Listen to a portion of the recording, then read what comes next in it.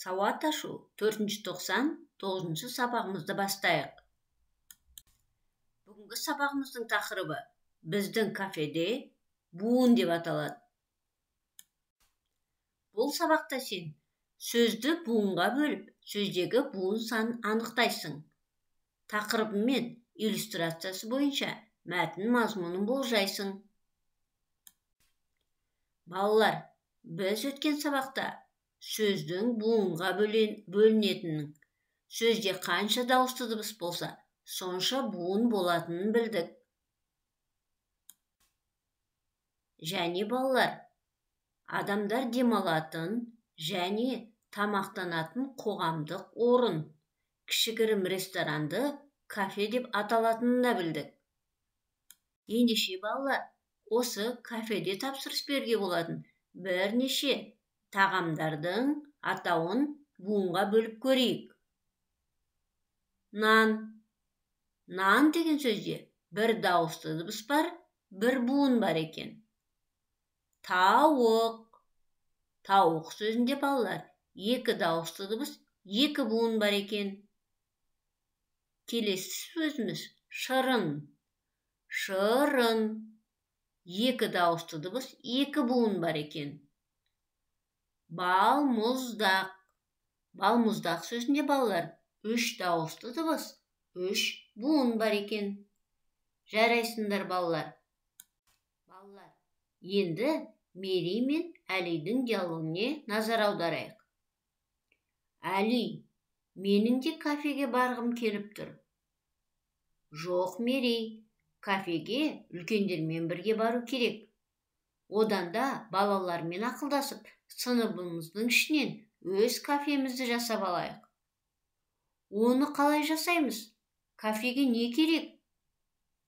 Болашақ кафеміздің немен жабдықталатын төменгі суреттен көре аласың. Ендеше балалар, бірінші жаттығудағы суретке қарайық. Сыныпта біздің кафе бұрышын қалай жасауға болатынын айтып көріңдер. Екінші жаттығу. Әңгімені тыңда.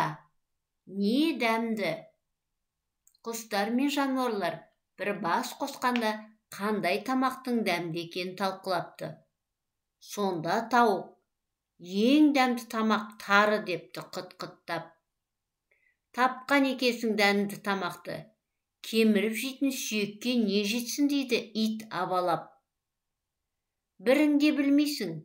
Күтірлетіп жейтін сәбізден артық ештеңе жоқ, дейді қоян екі құлағын тікірейтіп.